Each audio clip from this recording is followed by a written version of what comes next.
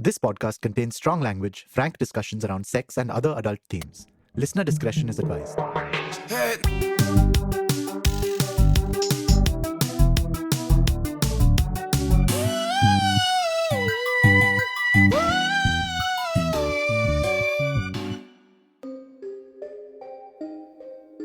Prostitution is not illegal per se, you will hear often. It's trafficking that's illegal. What is left out is that international and most domestic laws treat trafficking and prostitution as the same thing. Just remember this, because how they get purposely conflated is a huge issue for the sex worker rights movement. The current international law against trafficking is a United Nations convention signed in the year 2000, dubbed as the Palermo Convention.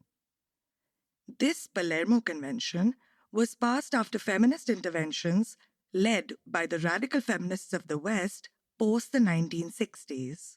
This is the modern-day prostitution discourse which resulted in the current UN law, which we'll get to on another day. Because this Palermo Convention is not the first international anti-trafficking law.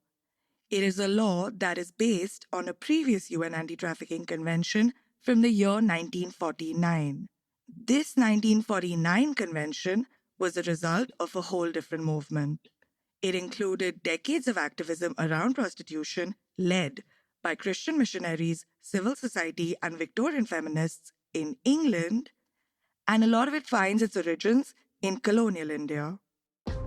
And to understand the movement around prostitution in colonial India, we have to talk a little about the Indian history of prostitution. Talking about the history of prostitution is very cliché, I know, but it is relevant when discussing how the institution of prostitution as we know it today became. Namaste and welcome to Skewed.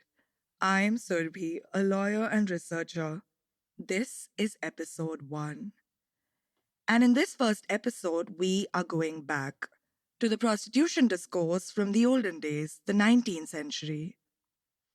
The thing is, today, whenever prostitution and trafficking is discussed, it is always assumed that it is a non-political issue. It is the abuse and exploitation of women. Countries aren't bargaining anything over the anti-trafficking convention. It is a humanitarian issue. But if you start going deeper into the context, discourses, and movements leading up to these international laws, you realize that not only is the whole anti-trafficking discourse political, but it is rooted in colonialism and reeks of white supremacy and white nationalism. So in this episode, I'm going to take you through a series of events leading up to the first global anti-trafficking law. And to get to its origins, we first have to set up some context. A disclaimer: since this episode is the history of prostitution and took place way before the word sex worker started being used, I will be using the word prostitute as it was used then. So let's begin, starting with the Indian history of not prostitution, but what came to be looked at as the history of prostitution, but is actually the history of Part 1. Women and the Arts and Entertainment in Pre-Colonial India. In Sanskrit, the word for a prostitute is veshya, and used for a woman with whom men would form economic relations with and not social relations. Veshya is still the word or root word for a prostitute in many Indian languages. We also see references to courtesans, meant to refer to more high-end prostitutes and entertainers. In the Kama Sutra, Vatsayana, its author, refers to courtesans somewhat judgmentally as those who make a living out of their sexual relations with men.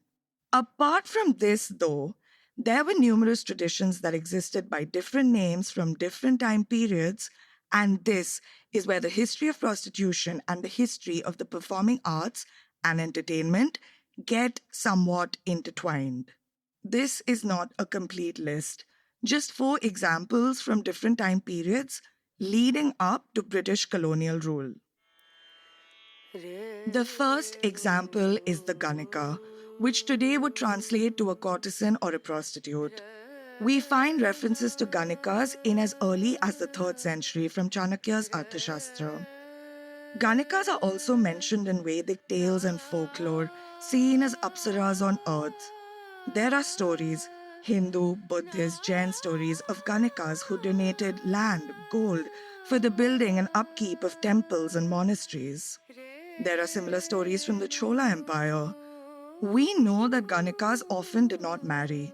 They were highly skilled and educated, and they were trained in the arts. Some were dancers, some singers, some played instruments, some trained in psychology. There are stories of ganikas who acquired a lot of wealth and power in society. So we know they held public space and they were not looked down upon. In fact, ganikas were revered. Many temples had paintings of ganikas on them. The practice of their arts were very integral to the job, and ganikas were looked at as artists, as entertainers, but not as prostitutes or veshyas. Another example from a little later, some say the 3rd century, but at least from the 6th century, was the Devdasis. Devdasi literally translates to maids to the gods, but the actual translation is female temple artists. The Devdasi practice is more accurately an umbrella term to describe different traditions of temple artists across the south and west of India. Again, Devdasis were revered. In fact, they were regarded as auspicious, said to be married to the gods, the immortals, and so could not marry mortal men. So Devdasis also did not marry. They lived in the temples and practiced their arts, hence, female temple artists. And the Devdasis excelled in their arts, usually dancing and singing. They were the best of the best. In fact, Indian classical dances like Bharatanatyam and Kuchipudi, they originated from these temples where the Devdasis practiced and preserved these dance forms, which were considered sacred. And in the temples, apart from the dancing, their arts, the Devdasis were also responsible for the administration and running of these temples. Devdasis had devout patrons, including kings, queens, and elites who wanted to support the arts. There are records of some Devdasis who were among the highest taxpayers of her time. Again, stories of their contribution to public infrastructure, temples, and some Devdasis, the more elite ones, would mingle with kings and queens as equals. And this respect in society was because they were considered to be the caretakers of the gods in the temples, but also because they were considered to be the caretakers of the arts.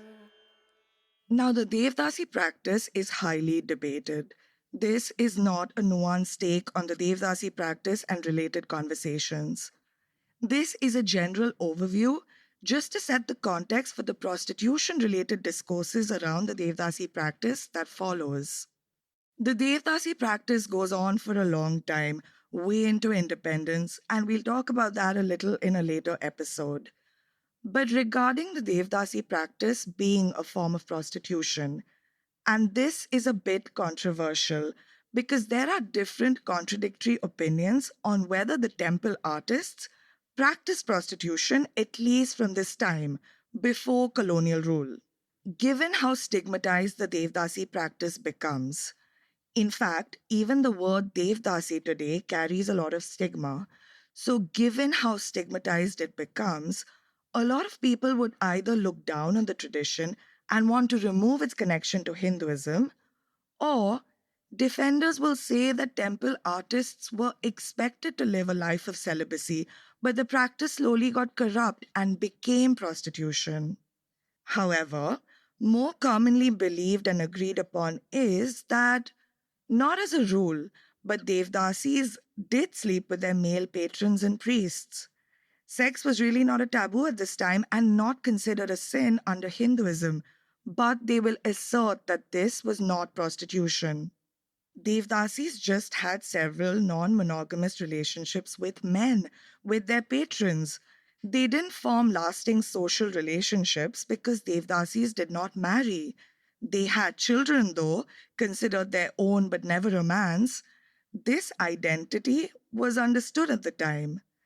At the time, their non monogamous relationships with men were not scrutinized to discuss whether they were having sex or not. All of this, unfortunately, comes later. Devdasis were still female temple artists. They were not prostitutes, whether they had sex with their patrons or not. This is also true for the tawaif. So we've come a little ahead in time. In Indian medieval history, accounts from across the country show the existence of courtesans and the lens of looking at courtesans as entertainers. Courts in the Delhi Sultanate, then the Mughal courts, the Hindu kingdoms from the Marathas to the Vijayanagar Empire all had courtesans, called by different names. Tawaifs were courtesans from the Mughal era. Different tawaifs also had different skills and different art forms they practiced. There were those who did dance. The Mujra dance originates from the tawaif tradition. They sang ghazals, Hindustani music. They did poetry recitals, shairis.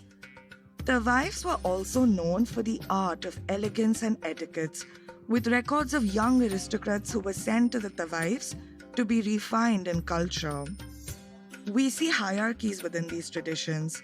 Some courtesans would perform for the elites, some for common citizens. For common citizens, for example, from the Vijayanagar Empire, we see the pleasure quarters. These structures still exist in Hampi in Karnataka, and they were known for housing courtesans.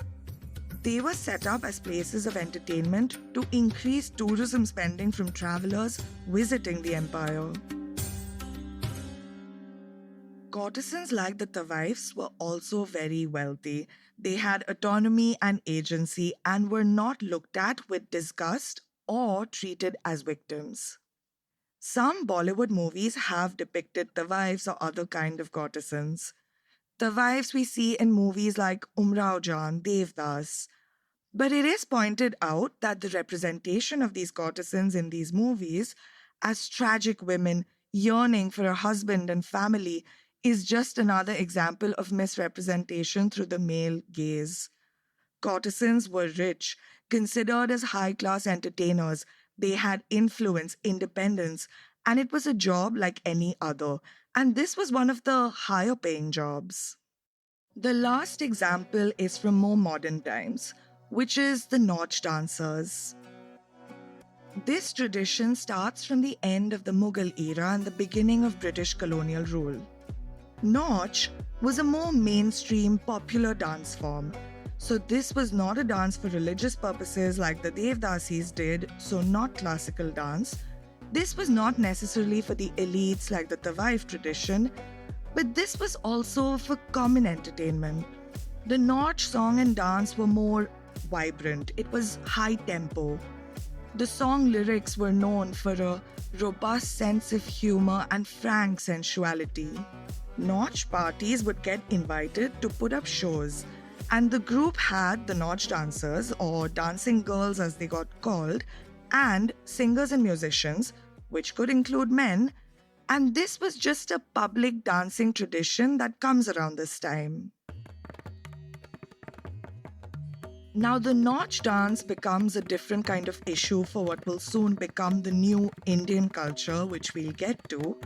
But basically, ganikas, tawaifs, and the devdasis, they start getting looked at as prostitutes, and these traditions as prostitution, which is just inaccurate. This is careless speculation, but sex could have been part of the job. Or the women had a few men they slept with. Or they had one man they slept with. Or maybe they did sleep with men for money. We just don't know. We don't know the extent of the sex work the women in these traditions did, if at all. But we do know that these women were known for the performing arts. They were looked at as artists or entertainers. And so, when we look back at these traditions, let's try to look at these women as how the women possibly looked at themselves. And these women did not look at themselves as prostitutes or having sex for money. They looked at themselves as artists who excelled in the performing arts. They were good at it. They were amongst the best in these arts. The problem with deeming all these traditions as prostitution is when we call these women prostitutes, we erase the other work they did, the arts they excelled in, and it erases them and their contributions from the history of these arts. This is exactly what happened starting 1857 when the British officially colonized India.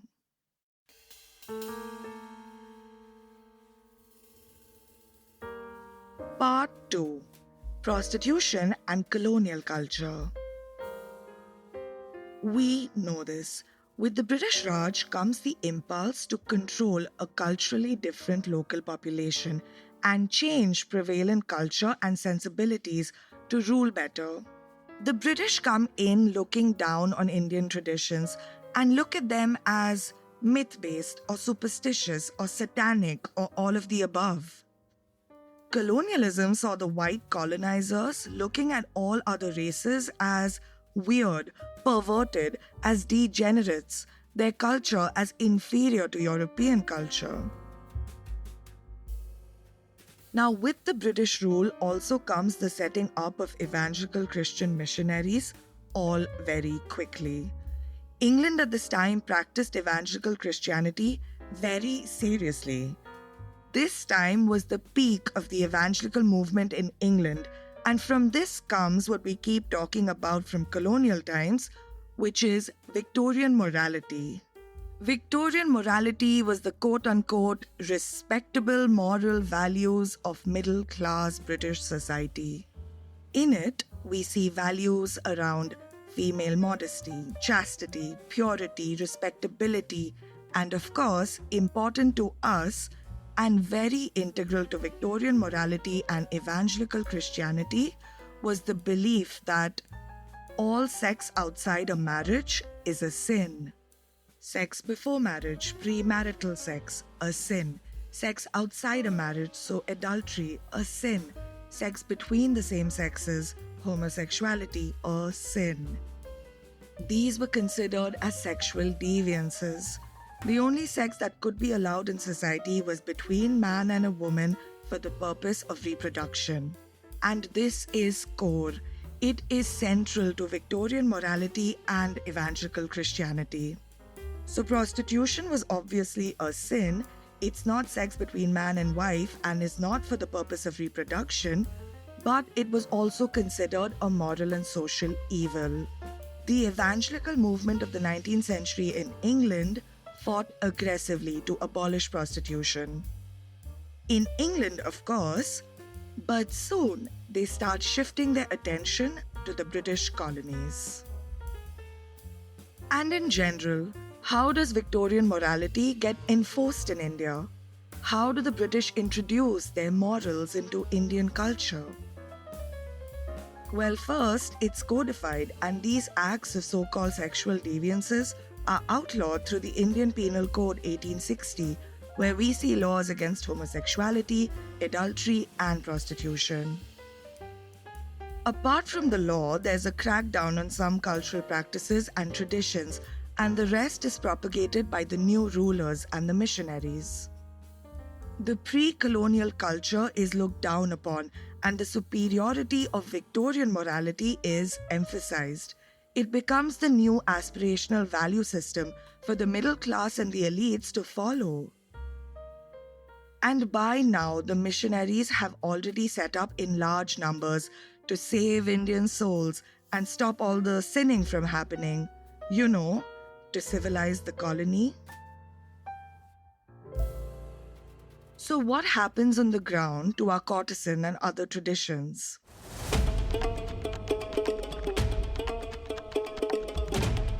With kingdoms in India losing power, the courtesan and other similar traditions are anyway on the decline. These courtesan practices do not get outlawed expressly, but courtesans start getting cornered. The British start cracking down heavily on these women and their spaces, and over time the traditions completely stop. Devdasis start being called temple prostitutes by the British. Laws are introduced against the practice in the Indian Penal Code, and over time, special laws are passed too. The British thought these classical dances like Bharatanatyam, Kuchipudi, and Odissi, which were all performed in or around temples, were too sensual, sexual, and part of a debased erotic culture. They also thought of these temple dances as a front for prostitution. In general, they looked at all these traditions as prostitution, which they were not, but to them, they seemed like it, and prostitution was a sin, so these practices had to be stopped. The British at this time, they did not understand these traditions. They over-focused on any sensual or sexual stuff which made them really uncomfortable. They looked at these traditions as proofs of the natives, men and women, with uncontrollable sexual urges. These traditions also served as further proof, more evidence to them of an inferior culture with quote-unquote immoral elements. As if to say, these traditions that are prostitution are part of Indian culture, so their culture have immoral elements and promote prostitution, something British culture, the superior culture, would never do. So the women in these traditions who were working outside home performing for men were looked at as public women. And all these traditions, even the Nautch dance, which was women who were just dancing but for entertainment outside home, all the women in these traditions start getting grouped as one, as prostitutes. With these crackdowns on both the courtesan tradition and the Devdasi practice, we see how these women get stripped of their power, their wealth.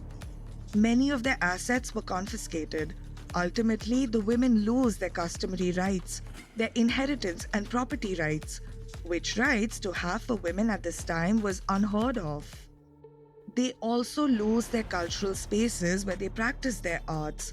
Many courtesans have to leave their courts or kothis. Devdasis have to leave the temples. And so they lose shelter and they lose livelihood. These women were now shunned from the public where they once held space and were respected. Now they are stigmatized. Many tawaifs, other courtesans, devdasis, especially those with nowhere to go, do start engaging in sexual labor to survive. Now, the Devdasi practice continues, but under the threat of crackdowns and convictions under the laws.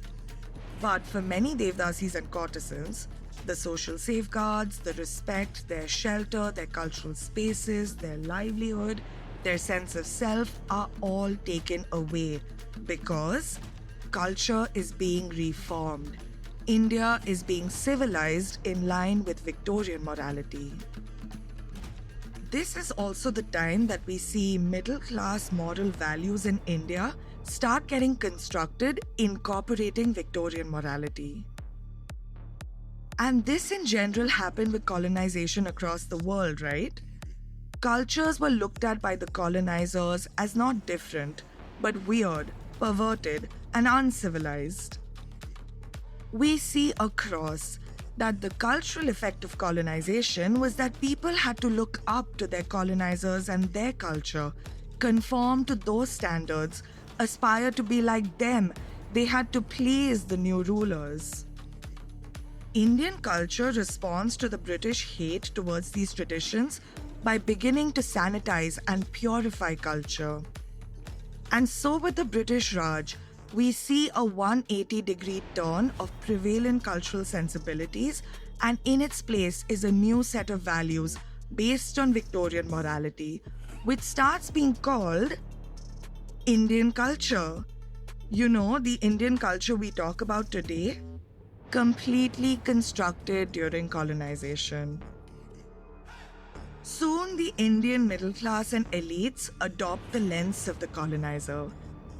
Regarding these courtesan and Devdasi traditions, this new Indian culture also starts looking at these traditions as prostitution.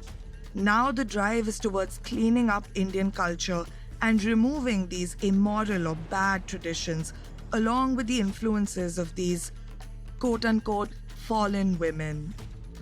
And we see this. We see that the contributions of these women who now carry stigma are removed. The art forms they practiced get taken over by upper caste identities, men, and then joined by women. It was looked at as necessary to save these dance forms from extinction. So there is this shift to purify arts and culture, remove the now immoral influences of the original practitioners, the women, and also remove any sensual or sexual stuff, things that now make our culture look bad. The more the British are cracking down on the traditions, the more the Indian middle class and elites are sanitizing culture to erase these traditions and with it the women who were part of it, the more these women from the traditions are having to resort to prostitution. In fact, even female artisans and other working women slowly lose their right to work. Because also integral to Victorian morality was the belief that a good woman should not be out in public, but should be taking care of her family and home. In Victorian England at this time, it was said that the ideal woman was the angel of the home. It believed that women were the reflection of their family and culture. There were standards set for the ideal woman. She was to be honorable, noble, respectable, pure, chaste, modest, and all of this creeps into the construction of this new Indian culture. I want to pause for a minute and clarify that while I am criticizing the influence of evangelical Christianity and Victorian morality on Indian culture, a lot of it propagated by Christian missionaries, I don't mean to insult Christianity or any religion or prove some wisdom of pre-colonial times or anything like that.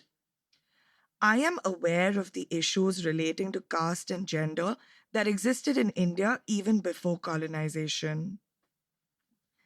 Thing is, evangelical Christianity even today pops up a lot in anti-prostitution discourse, and a lot of anti-prostitution work is still done and funded by Christian faith-based organizations in the West. So the Christian influence on the whole prostitution discourse and how it played out is something that can't be avoided.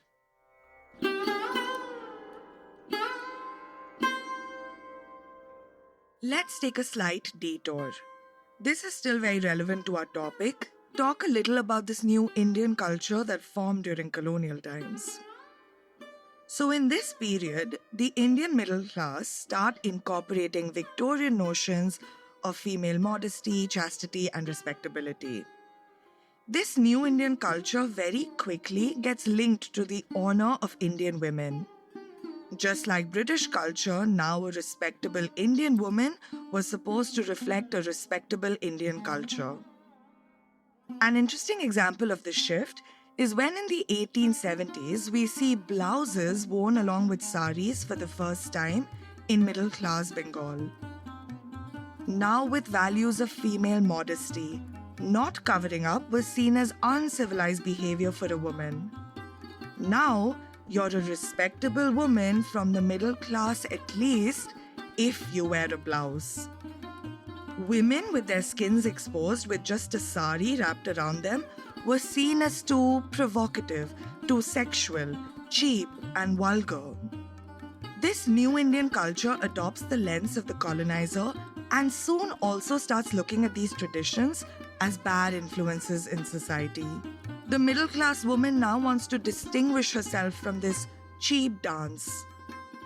It is pointed out that part of the cheapness of the Nautch dance was basically that the performers were female, that a woman out in public dancing was no longer acceptable as per the new Indian culture in line with Victorian morality. This construction of how an ideal Indian woman should be was also met by this redefining of Indian masculinity. Indian men had to fight stereotypes of both. Indian men being more effeminate, so not as macho as the white colonizers, and having an affinity to homosexuality, but also of Indian men being brutish and uncivilized who could rape the colonizers' women. Eventually, all of this value system of the middle class realigning, results in popular social reform movements like the Brahmo Samaj and the Arya Samaj movements, which rightfully condemn problematic caste and gender practices, but also introduce this Puritanism and a bit of that Victorian morality into Hinduism and Indian culture in general. These social reform movements now oppose practices like prostitution, nautch dancing, being outside home for women, and for men, condemn gambling, smoking, drinking, visiting women. There is this paper called Modern Theatre as the Epitome of Middle-Class Civilized Culture, written by Lata Singh, where she traces this journey of this new Indian culture, what she calls the middle class's new quest for respectability, through the journey of modern theatre in India. Now, this period where we have this new Indian culture is the time when modern theatre takes off. Now, Indian women had always been part of the arts and culture. Some traditions we saw, but even in general, women, for example, had been performing in theatre. However, now, as per the new Indian culture, women had to be respectable, which required women to not work outside home. And so, when modern theatre takes off, unlike earlier times, it starts with only men being allowed to perform on stage. A younger boy would often play the part of the woman.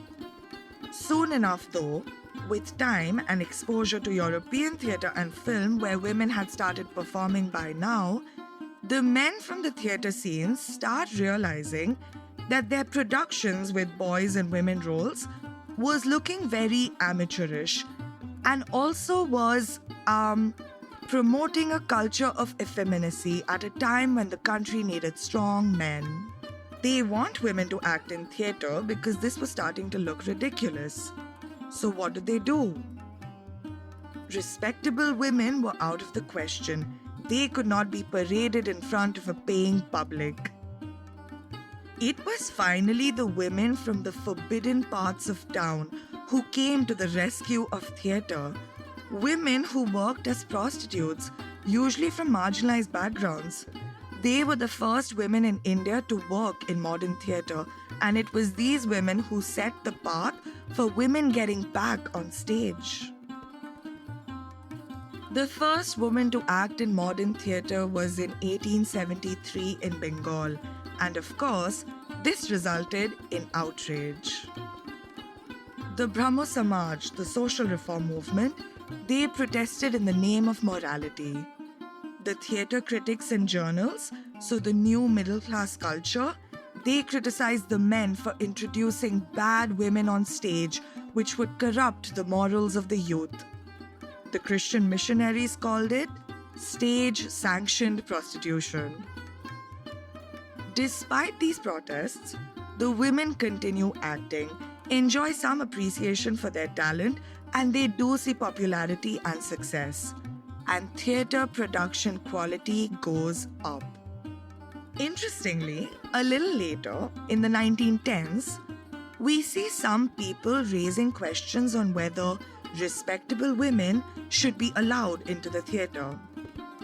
Respectable women was to mean those from the middle class and up, from the so-called upper castes, and married. Those in favor say, look, theatre is art. Art is respectable, and so respectable women can be allowed to perform for respectable art. But the general consensus was no, this cannot be allowed in Indian culture. Just to show what Indian society is thinking about this respectable woman and Indian culture at this time, In 1916, a theatre magazine called Rangabhumi in Maharashtra puts out an opinion poll to its readers. I'm paraphrasing, but basically the poll asked its readers, do you think respectable women should be allowed to work in theatre? The majority consensus in this 1916 opinion poll was no. It would be inappropriate and be a bad reflection on Indian culture if we allow respectable women to act in public. So I just want to read out a couple of these responses from readers to this opinion poll because it's just so telling. These readers have written in giving their reasons as to why respectable women should not work in theatre. One reader weighing in says, it is advisable that female roles should be performed by women. However, it is by no means easy for noble women to put it into actual practice. We value the morals of women, especially of married women, very highly. As there is no practice of mixed male-female gatherings, women acquire the strength to protect their own character, and a tendency also develops amongst men to treat them with respect. This strength and tendency is conspicuous by its absence in present society. Consequently, it is quite possible that a noble woman may go astray and an occasion may arise wherein they may be insulted on stage. A husband would never approve of his wife performing the role of somebody else's wife, and the audience will also not feel respect to her. As prostitutes work in the Parsi and Bengali theatre, there is no objection for Maharashtra also to do the same. Another reader writes in, the probability of a woman joining the profession and yet maintaining her purity would be an exceptional one. As the purity of women is more important to society than her skill in fine arts, noble women would not turn towards this profession. Even if progress of the theatre is necessary, obviously the morals of women would be socially more valuable. So it is cemented. A good Indian culture will be represented by a good Indian woman who is respectable, honorable, married, passive, chaste, modest, beautiful, and stays at home. And with this, by default, a line is drawn, and there becomes the other woman who starts being looked down at by Indian culture. And this other woman, she becomes the woman who needs to be reformed. Starting the 1880s, anti-Notch campaigns start, anti-Devdasi campaigns start. These campaigns were by the missionaries and social reformists. And no one is listening to what the Devdasis or Notch dancers are saying. They are not part of this conversation. They have been completely disempowered. They have become the subjects of social reform. With these campaigns again, we see many women lose spaces to live in and work in. Notch dancers can no longer put on their shows in public. Again, the Devdasi practice still continues, somewhat in the shadows, with lesser number of women, but who have none of the social and cultural sanctity that used to be associated with the practice. And this is when the Indian modern prostitute is born. The different traditions are ended. The women from the traditions are ostracized. And if they could not get married, they were pushed into a life of prostitution. But if the British call these traditions prostitution, and they wanted to abolish prostitution, then what prostitution did these women get pushed into? Well, the British did prostitution differently in colonial India.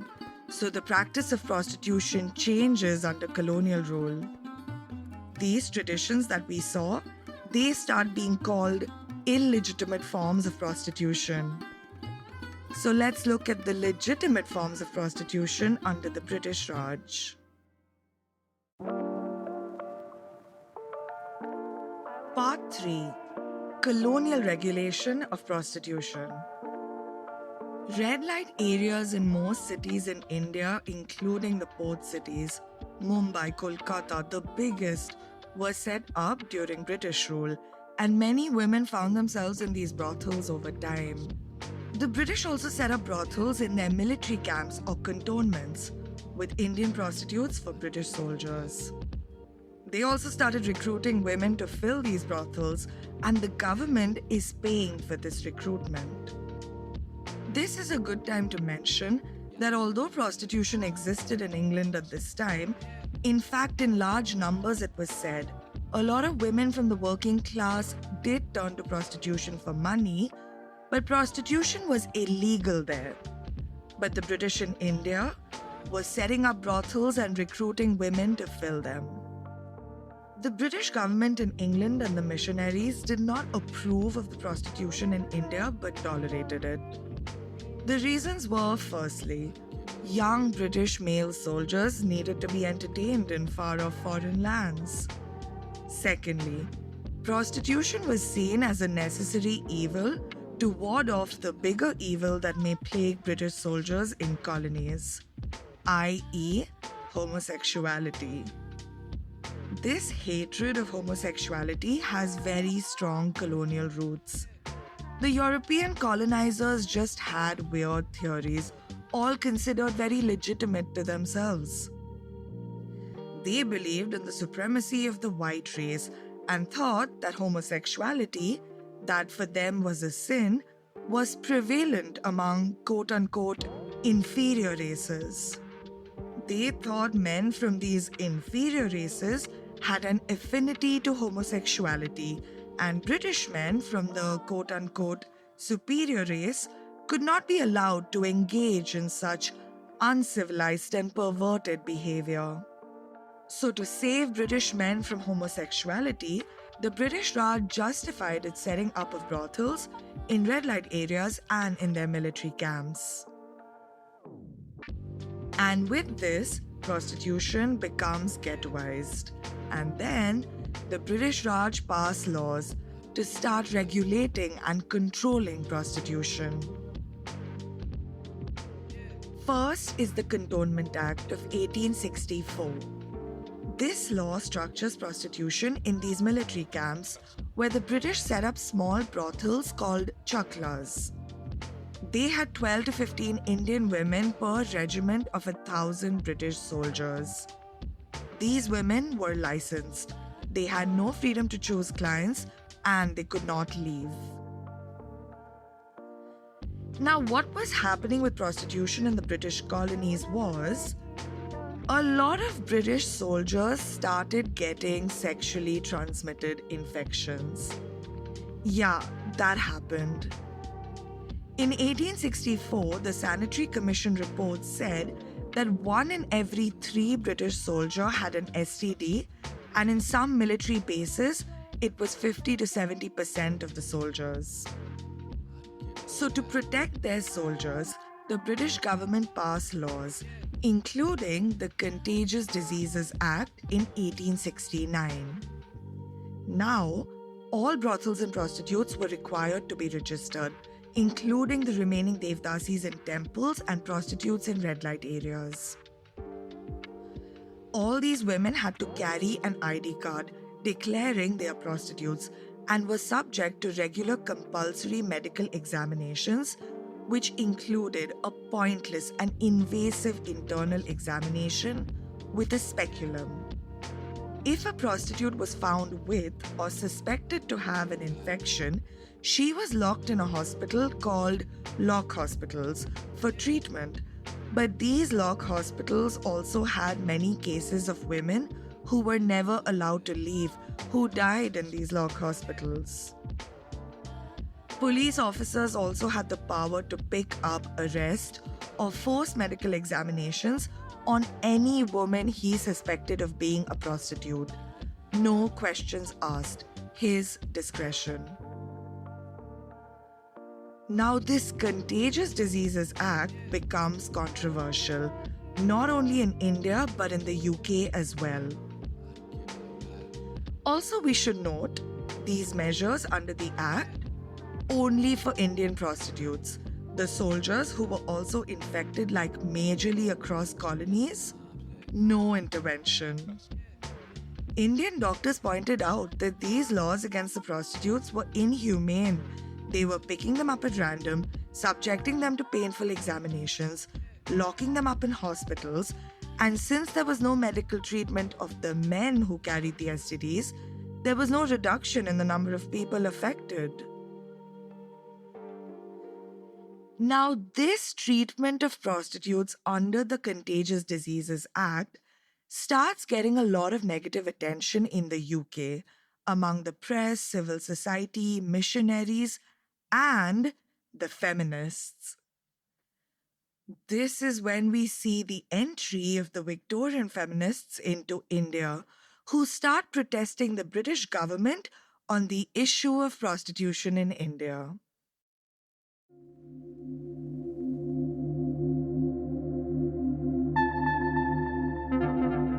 Part 4.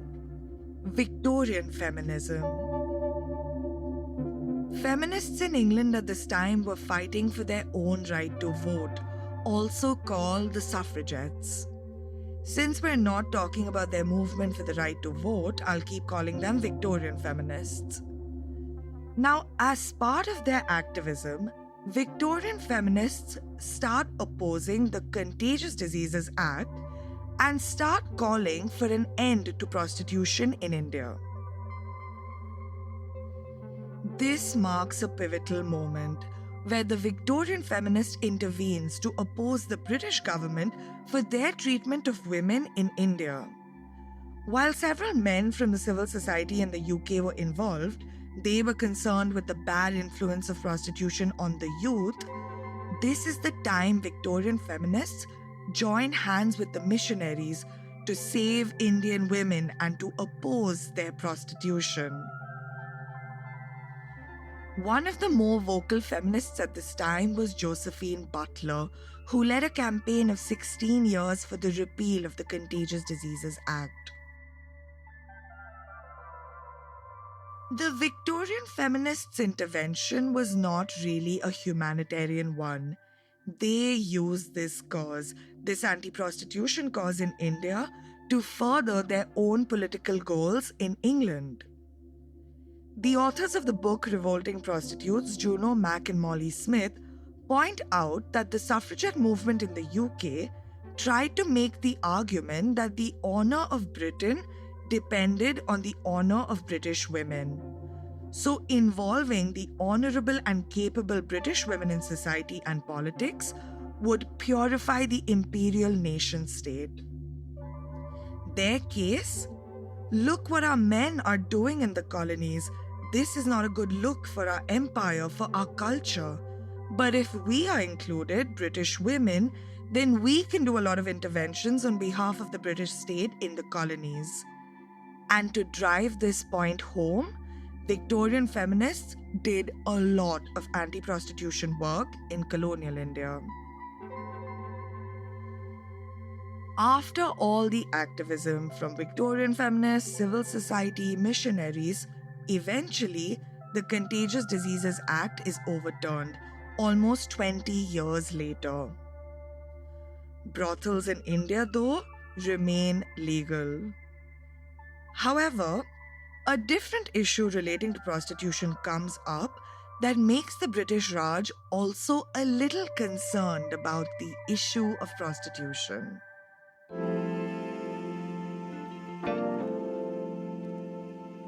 Part 5. European Prostitution and White Slavery. 1860s onwards, the port cities in India become popular. With this, women from Europe start coming to India to work in brothels, and white European prostitutes start becoming visible in India. In the beginning, we see that European prostitution was tolerated. It was said that the British ignored it in the beginning because they were pleased that British men could now sleep with European women. However, with increasing numbers of European women in the colonies, racist and sexist hysteria soon start. Mainly because, see, British white men sleeping with Indian women was not preferred, but okay, it's tolerable. You know what to do. British soldiers had no choice. They had to sleep with the native women. And as a bonus, it asserted the dominance of the colonial power over the local population, which was a common tactic of colonialism, so it was fine. This was not looked at as the exploitation or violation of Indian prostitutes.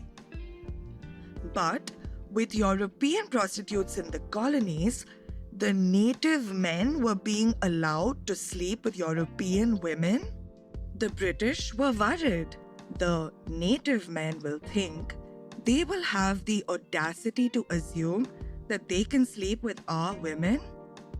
This undermined white supremacy and the existing social order. This also threatened racial purity. The idea of the possibility of mixed race children in a very racially, quote-unquote, pure Europe at the time was not acceptable. So with the visibility of European prostitutes in India, the civil society, missionaries and Victorian feminists in the UK are absolutely outraged. This they thought of or framed as the exploitation of European women in the colonies, and this starts being called white slavery or the white slave trade. I'll quote from Wikipedia. A mass obsession grew over the concern for sexually pure European women who could be violated in uncivilized lands as a result of trafficking. Because of this concern for European women, both feminist and Christian abolitionist movements made the fight against white slavery a focal point in their respective agendas.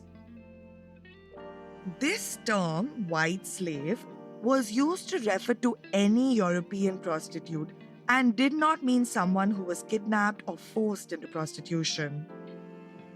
But that's not how it was framed. It was made to look like the forced prostitution of European women in the uncivilized lands, in the colonies, in India, South America, Africa, and the Orients. White slavery, this term, started being used by an Alfred S. Dyer in the 1880s, who was, among other things, the president of the Movement for Social Purity and National Righteousness. And he used this term, white slavery, to win support for his campaign against all European prostitution in the colonies. With this starts an entire movement against European prostitution, very casually being called white slavery. The National Vigilance Association, NVA, an evangelical moral purity organization, is founded in 1885 in the UK to work as a pressure group to pressure the British government to prevent European prostitution into India and other colonies. This group worked with that Victorian feminist Josephine Butler, who protested the Contagious Diseases Act. She herself was the founder of the Social Purity Alliance. A lot of these organizations who were earlier fighting against the Contagious Diseases Act or fighting prostitution in general in the colonies now start campaigning against white slavery, and they start advocating for the moral, social, and physical health of the European race. So the premise, the cause, the objective, the campaigning was just inherently, definitely all very racist. This NVA also established an International Bureau for the Suppression of the White Slave Trade and held conferences with delegates from 12 other countries, including UK, Germany, France, Spain, USA, and this saw anti-white slavery campaigns spread across the white Western world. These countries were actively involved in slavery and or colonialism at this time. This is the 1880s onwards, and yet they insisted that the existence of white prostitutes in the colonies was a cause for outrage because white women, according to them, were being exploited in prostitution by native men. And the social and moral purity of the European race was at risk because of this. In fact, campaigners against white slavery compared it to African enslavement and argued that white prostitution was worse because it was a woman's issue. This legacy, the comparison of prostitution to actual slavery, continues to this day and is always present in prostitution discourses. We know that white slavery was in fact not forced prostitution. Historians and researchers later would all note that the whole white slavery discourse was moral panic. It was just mass cultural and moral paranoia based on highly exaggerated and falsified reports. Researchers found that most European prostitutes in India were in fact not forced. They traveled to India looking to work and were in prostitution for economic need, so they chose to migrate looking for jobs because they needed money. Plus, domestic white slavery laws that eventually get passed in the UK and US around this time were often used to prosecute either interracial couples, especially black men in the US, or black men in the US and Jewish men in Europe who were often charged for being the traffickers and pimps, so responsible for the exploitation of white women. It is obvious that white slavery laws were used to control the migration of white women into the colonies and prevent race mingling, which to them would diminish the white race.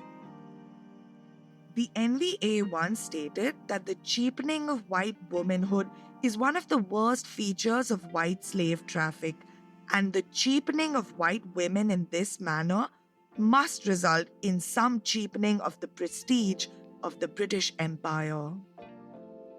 So we know it was racist and sexist, but missionaries, civil society, and feminists in the West sensationalized the issue of white slavery and campaigned against it for decades. They roused public sympathy for these victims of white slavery. Their campaigns painted this picture of an innocent, pure, virginal, unwilling young white woman who was either drugged and kidnapped or tricked and duped into the sex trade, and this was distinguished from the common prostitutes in the colonies.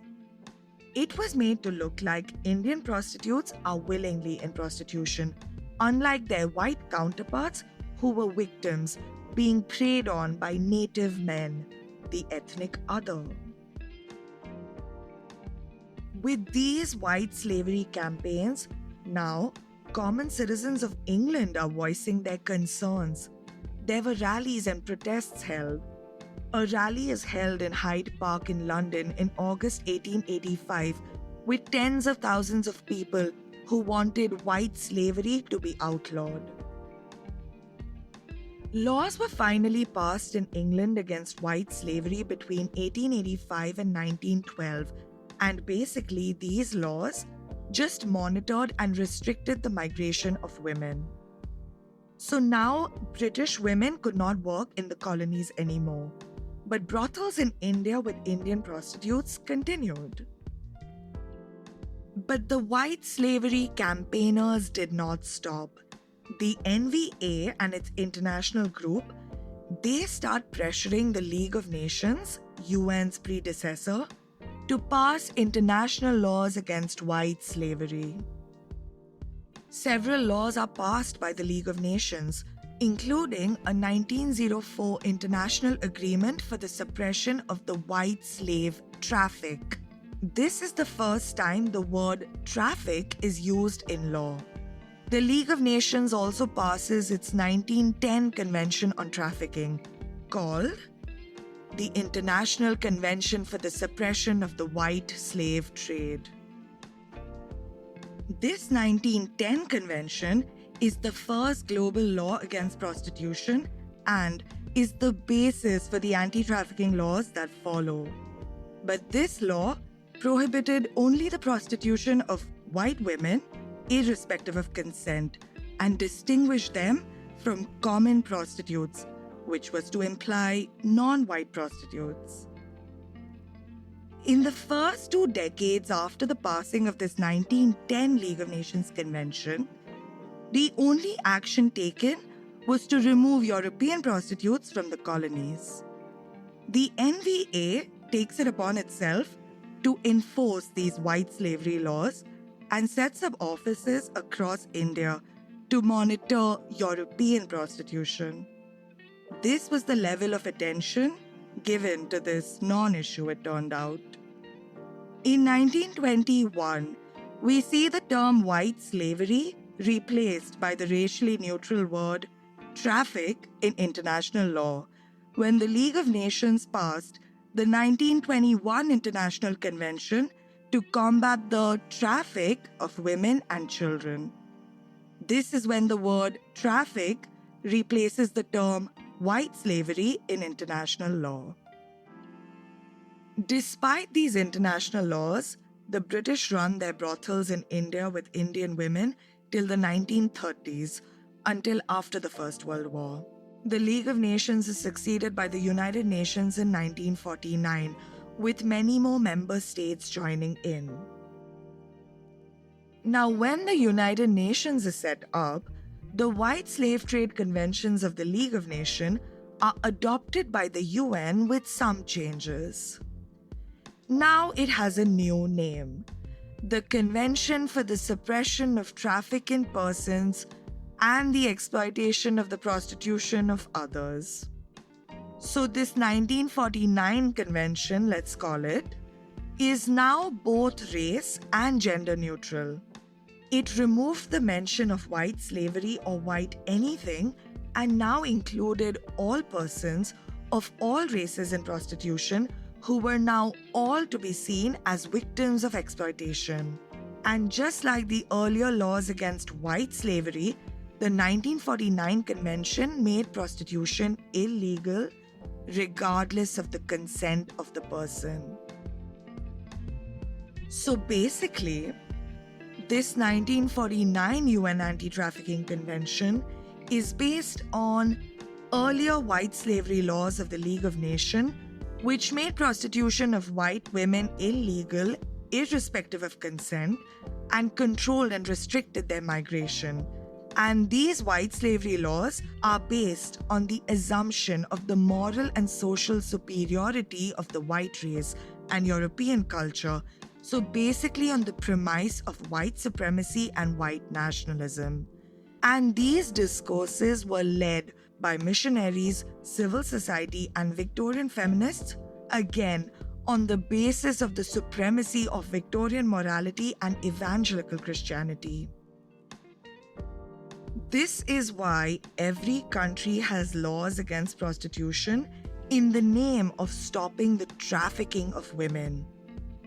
The Indian law against prostitution, first passed in 1956, is also based on this 1949 UN Convention. Now the thing is, a while later, anti-prostitution discourses and eventually laws get a modern feminist makeover. The flavor of these international discussions around prostitution change. They move from morality and religion to feminism. So in the next episode, we go to the United States of America, to the US Women's Liberation Movement, the feminist movement in the US starting from the 1960s, which comes to discuss sex, porn, and also takes up the cause of prostitution. That's all for today. Thank you so much for listening. This episode was written by me, Gayatri Chatterjee. The audio production is by Pruthu Parab. The cover art is by Rini Alphonsa Joseph. If you want to get in touch, you can email soskewedpodcast@gmail.com. Follow on Twitter and Instagram, it's soskewed, also would love if you could like, subscribe, rate, review, all those things on the app you're listening to this podcast on. Bye. Hey.